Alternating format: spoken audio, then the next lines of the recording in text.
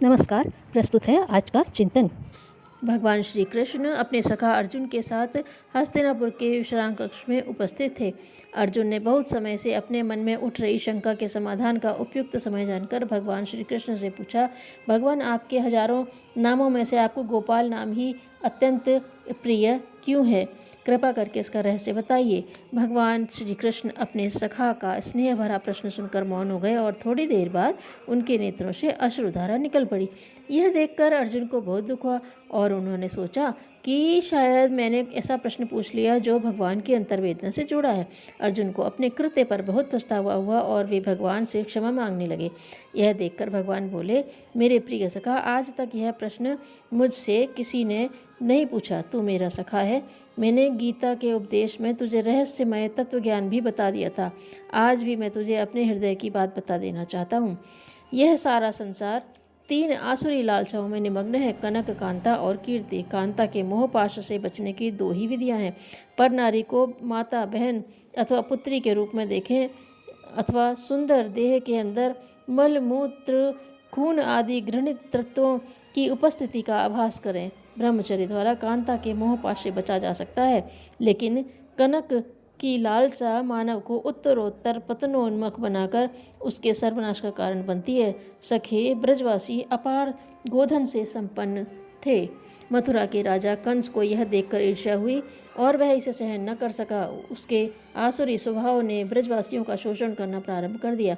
ब्रजवासियों को धन का लालच देकर दूध, दही, मक्खन मोल लेने की योजना बनाई।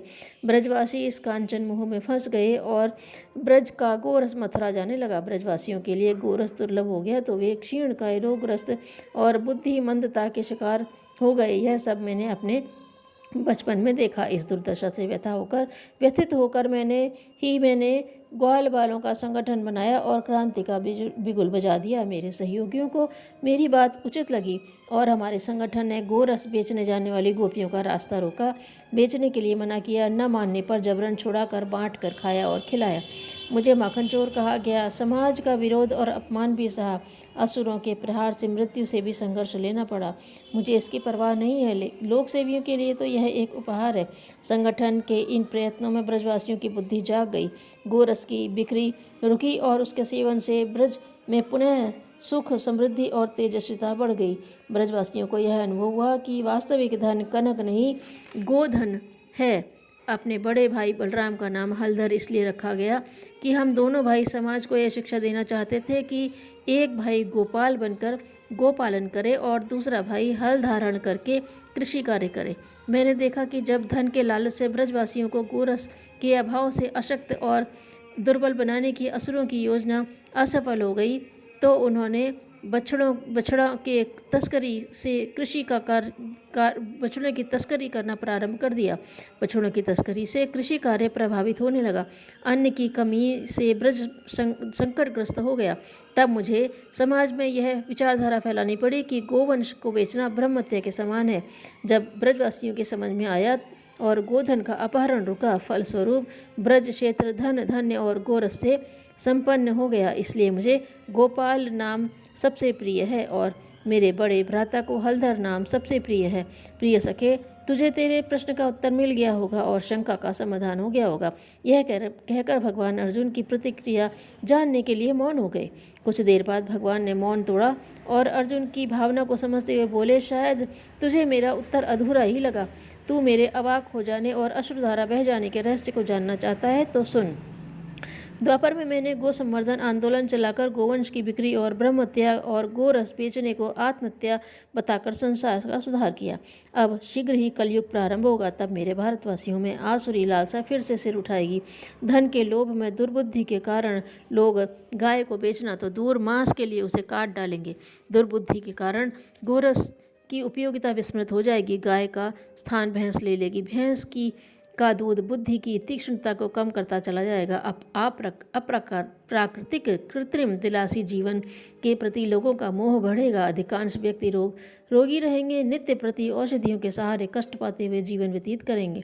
दुर्बुद्धि उन्हें यह सोचने का अवसर ही न देगी कि गाय के दूध, घी, गोमूत्र और गोमय रस से बना पंचगव्य शारीरिक व्याधियों, मानसिक अवधियों और आत्मिक अशांति को दूर करने की एकमात्र औषधि है। गाय ही एकमात्र चिकित्सक है, इसे लोग भूल जाएंगे। स्वाद लिप्सा के कारण, धन कमाने की लिप्सा के कारण, मांस खाने की प्रवृत्ति के कारण मेरी श्रद्धा का केंद्र गोमाता कत्ल खानों में कटेगी। शासक मांस, चमड़ा, सींग और हड्डी का विदेश में व्यापार करने के लिए गो हत्याएं कराएंगे। जगह जगह कत्ल खाने खोले जाएंगे।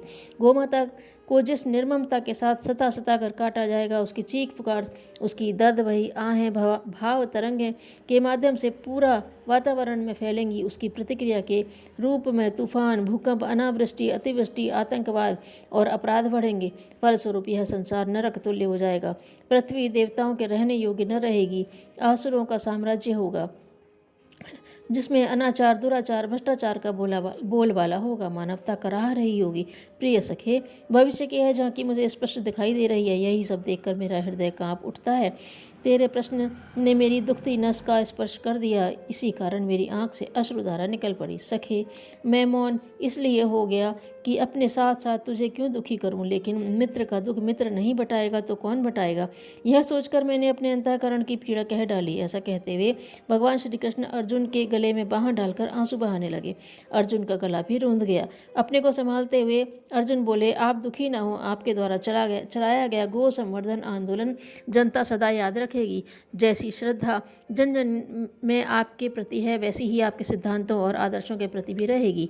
आपका गो संवर्धन आंदोलन कलयुग में भी चलता रहेगा। मेरा पूरा विश्वास है कि आपके द्वारा समाज को दी गई दिशा, जो मार्गदर्शन दिया गया है, उसे युगों तक भुलाया न जा सकेगा। कलयुग में आपके मंदिर बनेंगे, लोग आपको पूजेंगे, आपकी मूर्तियों के दर्शन करेंगे और क्या आपके विचारों और भावनाओं के अनुरूप स्वयं को न ढालेंगे। आपके मंदिर आपकी विचारधारा और सिद्धांतों का प्रचार प्रसार करेंगे। आपके दर्शन को धर्माचार्य जन जन तक पहुँचाएंगे। प्रभु, आप दुखी न हो। अर्जुन के सांत्वना भरे शब्द सुनकर भगवान बोले, मेरे परम प्रिय सखा, मेरे अंतरंग मित्र, काश तेरी वाणी फलवती हो सकती। मित्र, तुझे भविष्य दिखाई नहीं दे रहा, मुझे दिखाई देता है। तू जो मंदिर की बात कहता है वह तो ठीक है। मेरी मूर्तियों के गोपाल जी मंदिर तो घर घर बनेंगे, लेकिन वे मेरी विचारधारा के जन जागरण के केंद्र नहीं होंगे। मेरे मंदिर पंडे पुजारियों महंतों को विलासिता के साधन प्रदान करने हेतु आमदनी के केंद्र होंगे। उन्हें मंदिर कहना उपयुक्त न होगा। व्यापारिक प्रतिष्ठान अथवा दुकान कहना ज़्यादा उपयुक्त होगा। मैं उन मंदिरों में मैं नहीं रह सकता हूँ। मैं एक व्यक्ति नहीं, एक दर्शन हूँ, एक विचारधारा हूँ, एक सिद्धांत हूँ। जो मेरे दर्शन को भली भांति समझकर अपने आचरण एवं स्वभाव का स्थायी अंग बना लेता है, वही मेरा भक्त है। मेरे नाम की माला जपने वाला मेरा भक्त नहीं, मेरे सिद्धांतों को मानने वाला मेरा भक्त है। कलयुग में मेरे तथाकथित भक्त भिखारी की भांति मेरे सामने गिड़गिड़ाते, रोते, कलपते, कान पकड़ते, क्षमा मांगते, मनोकामना पूरी करने की याचना करते दीनहीन अवस्था में दिखाई देंगे। अब तू ही बता, मेरे जैसे योगी, वीर, साहसी, क्रांतिकारी और तत्वदर्शी के भक्त दीनता दिखाएं तो क्या उन्हें मेरा भक्त कहा जा सकता है?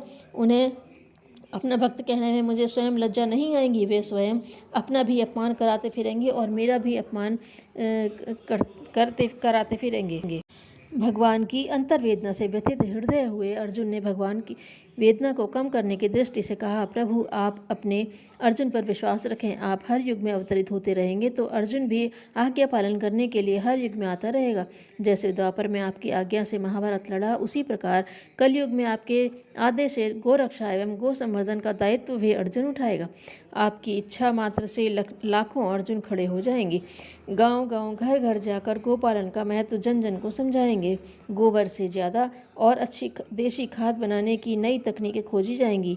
गोबर और गोमूत्र से विभिन्न कुटीर उद्योग चलेंगे और औषधियाँ तैयार की जाएंगी। पंचगव्य एवं पंचामृत का महत्व जन जन को समझाया जाएगा। अर्जुन का आश्वासन पाकर सुनकर भगवान प्रसन्न हो गए और अर्जुन को आशीर्वाद देते हुए अपने आवास की ओर प्रस्थान कर गए। धन्यवाद।